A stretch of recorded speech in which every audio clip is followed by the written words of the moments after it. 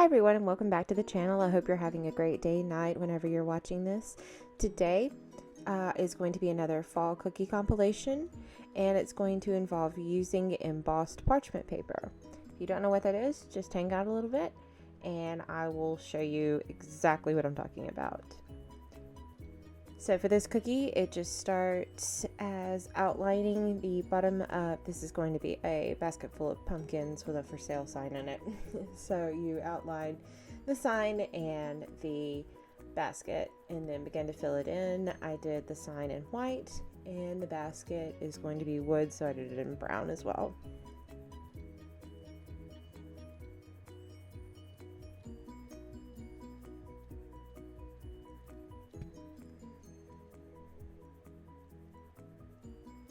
As I was making this, I kept debating, how much do I want to say the pumpkins, because the sign is going to say pumpkins, you know, and they give a dollar amount, and I kept trying to decide what the dollar amount is going to be. You know, is it going to be 50 cents? You know, I think I wound up saying that it was going to be about $1 and everything. It would be so nice if pumpkins were $1. Okay, so this is the embossed parchment paper I was talking about.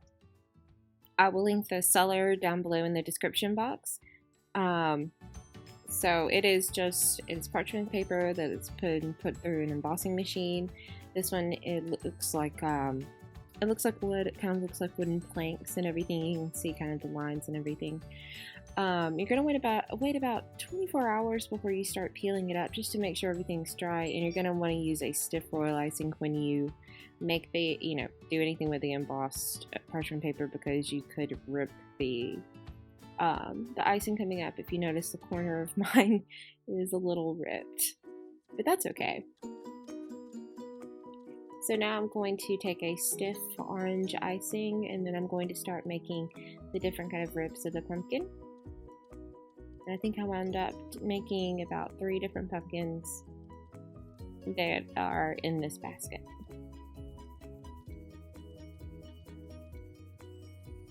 I find that pumpkins are actually one of the easiest things for me to decorate. And so I really enjoy fall and making those, because they are so simple. It's just the ribs, and if it's misshapen, that's okay, because pumpkins are not perfect.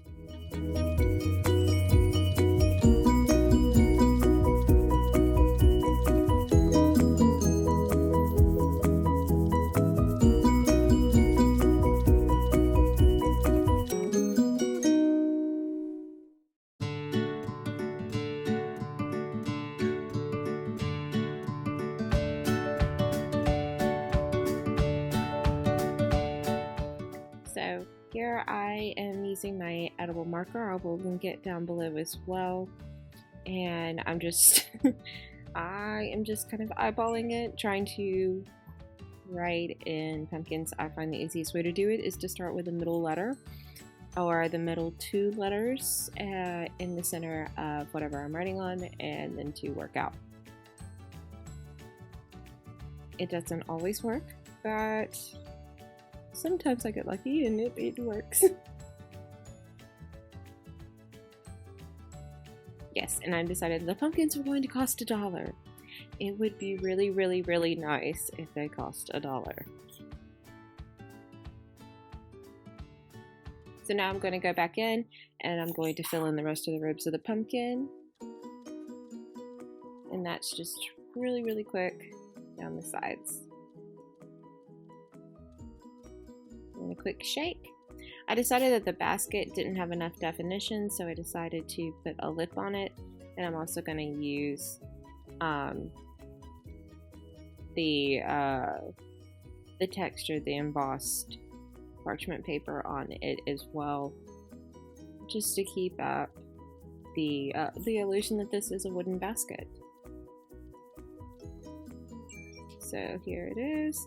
This is just the other side. You can see the parchment paper has been used before. And then I decided to outline the sign, so it looks like it has a wooden frame. And now it's time to peel off the parchment paper, and that's the final design. So this next one is going to be, instead of a basket full of pumpkins, it's going to be a crate full of pumpkins. So I'm going to start off by, this is kind of the shadow within the crate, you know, where the space is. So I'm going to start off by putting some brown icing down and then spreading that about just so there is some darkness. I decided that that wasn't necessarily dark enough considering the brown I was going to use, so I switched to a black color and just painted that over. If you're enjoying this, hit the subscribe button down below.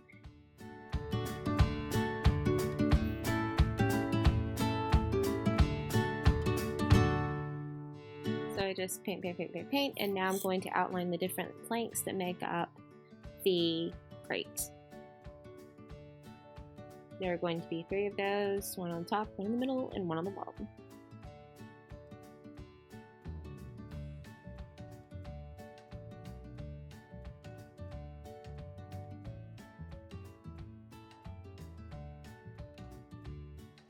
Time to fill it in.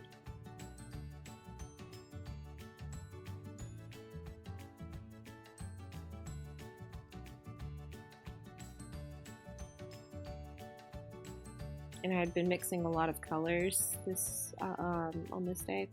So if you look really closely at my hand, you can see it's all different colors because my my pink bottle of food coloring kind of exploded on my hand, and it was my airbrush color, so it's going to take about 24 hours to get that off. It stains everything. It stains your clothes, it stains your skin, it stains everything.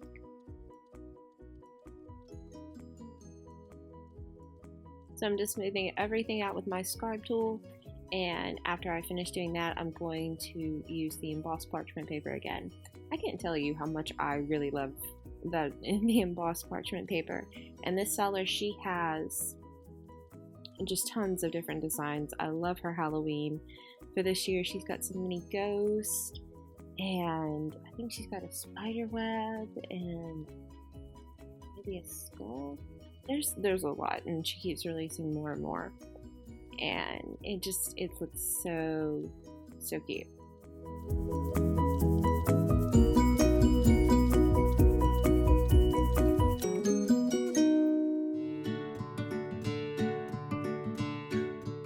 So if you can believe it, I think I'm almost ready to put on, yeah, it's Intricut Edibles. I think it's, yeah. That makes the parchment paper, and I'm going to place it on there, pat it down lightly, and you can always go back in and tap it down with like a toothpick or something, just if you don't want to use your fingers. So I'm gonna peel it off just very gently, very slowly. Yeah, and it was still a little wet there, but it'll do. And you can see the little wood planks, and it just adds a different look to the entire cookie. I mean, it's nice when you can do a royalizing wood grain and everything, just with the colors and everything, or a stencil or something like that. But to actually have the texture in there is so nice. Now I'm just going to do the little tops and the connecting parts of the crate. Make sure those are smooth, and if there are any little air bubbles that are going to pop up and cause a crater, because that's just not cute. And we want a cute cookie.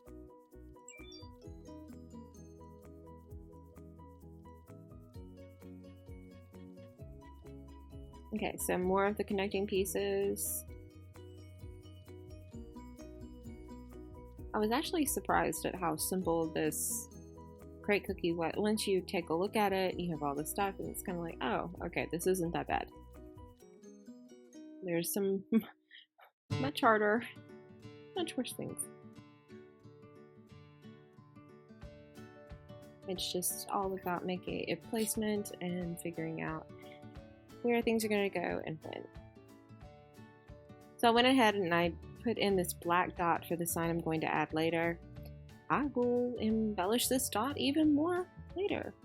Now I went ahead and I drew in the different ribs of the pumpkins and everything. And so a lot of people have, because I put this video up, a like really fast version of it in my shorts and everything, and a lot of people have commented on the pumpkins that I chose, the colors of the pumpkins and everything. So these are kind of based on the Cutter Sellers pictures, but the interesting thing also is I bought a lot of pumpkins last year, like pumpkin seed to plant, and I wound up with pumpkins that were all of these colors. So different sizes, different shapes, but in colors similar to this. So it was interesting to make this cookie and see them in real life as well. My blue was not quite this clear, but you know, close enough. Close enough. Once again, it's just a matter of, with the pumpkins, filling in the little different ribs. Do one, skip one, do one, skip one. So started with the blue, shake it out to help even it out. And then I'm going to move on to the green. Fill in one, skip one, fill in one, skip one, fill in one, skip one.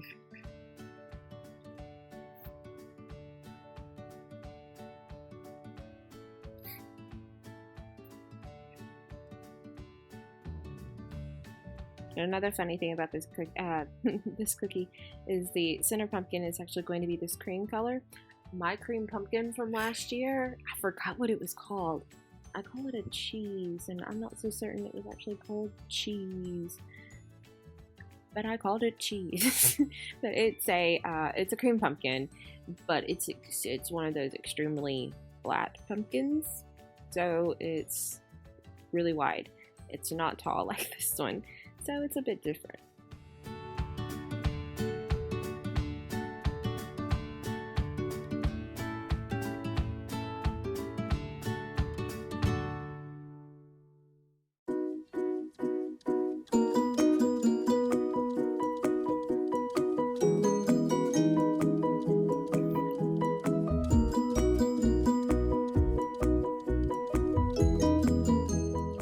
So I'm going to go back through, I'm going to finish filling in the rest of the pumpkin, and after I get the blue and the green put in, I'm going to start on that cream colored pumpkin in the center. And then we'll also, like I said before, make a sign for the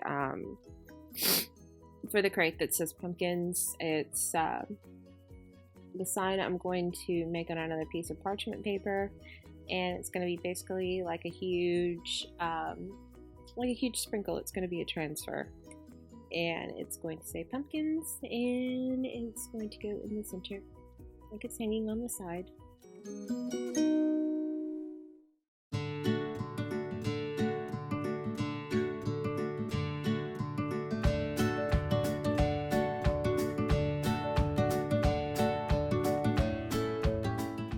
If you look in the background there, you can see my pumpkin scarecrow cookie in the background. They're one of my vintage ones.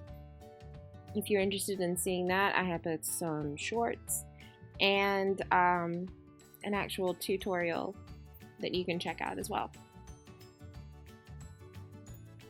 That half a minute, and I show how I make them.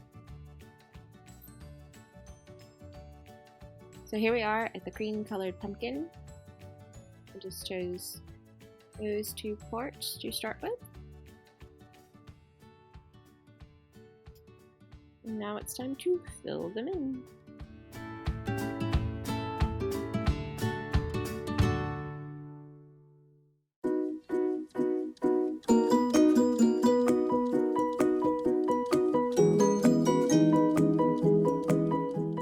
And smooth it out. So except for waiting for the wood texture to dry, I waited about 15 minutes before each different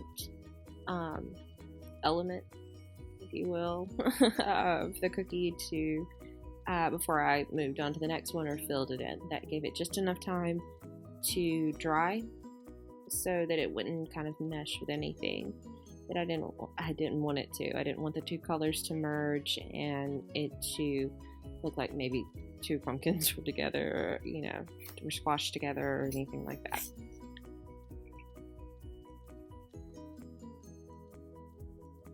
I didn't realize how much I actually shook this cookie.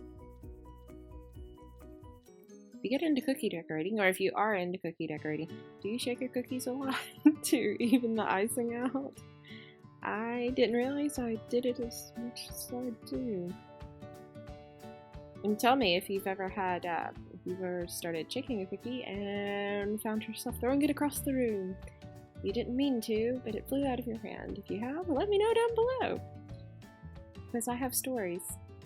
Not all of them are fun.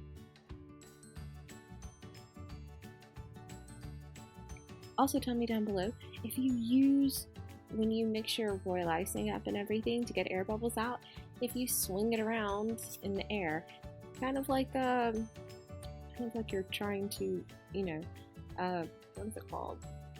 I don't know. Like twirling a lasso or something, and you've had it fly across the room. If you can't tell, I'm a little bit clumsy. These things happen. So now I'm just adding in the stems of the pumpkins. Those were just really simple. You know, basic stem, plop it on top.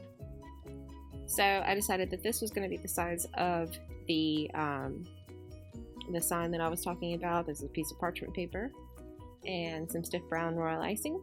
I'm going to outline it, and then I'm going to fill it in. Then I'm going to go back in with another color and write pumpkins on it, and then wait for everything to dry. That took another 24 hours. So this cookie in all probably took, with all the drying time, about 2.5 days, which is a lot.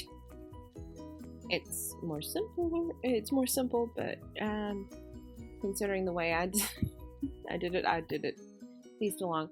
If I had made the sign on the same day that I did the thing, it would have taken, as I did the embossing, it would have taken about 1.5 days, but alas and alack, I didn't. So now I am using my projector instead of trying to freehand writing pumpkins on this royal icing transfer. Goodness, words are escaping me today. And a royal icing transfer is really just a gigantic sprinkle. They're a lot of fun to make, and you can make all sorts of cute shapes and add them in. And they're very, very versatile. So we are about at the end of the cookie. I'm going to add 2 black lines and embellish that black dot a bit more. But it is basically done. So if you enjoyed this, hit the subscribe button, leave me a like. If you have any questions or comments, leave it in the comment section below. And until next time, bye!